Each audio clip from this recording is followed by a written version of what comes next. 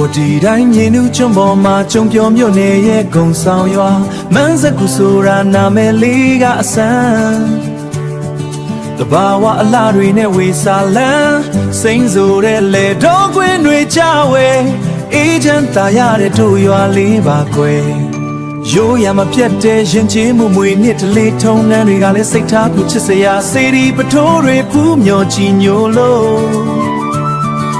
သာသနာရောင်ဝါထွန်းလင်းတောက်ပါရမန်းစကူသားတွေရဲ့စိတ်ထားဖြူစင်မှုနှွေးထွေးတဲ့အပြုံးတွေကအဲ့ဒီကိုကြိုးဆိုနေကြမန်းစကူသားရတဲ့တို့ရွာငက်ကလေးတွေတေးဆိုလို့သားရတဲ့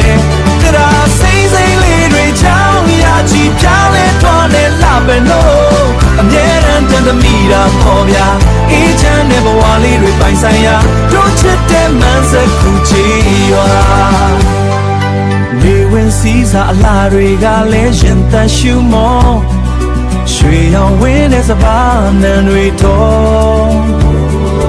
မိဘဘိုးဘွားတွေလက်ထက်ကလေးကအေးတူပူအမြလက်တွဲခဲ့ကြတာမန်းစကူမြေမှာပြောမဆုံးနိုင်ဘူးလေဒီမြေဒီရေကိုအမြဲတမ်းချစ်မြတ်လို့နေမန်းစကူတာရတဲ့တို့ရွာငက်ကလေးတွေတေးဆိုလို့တာရ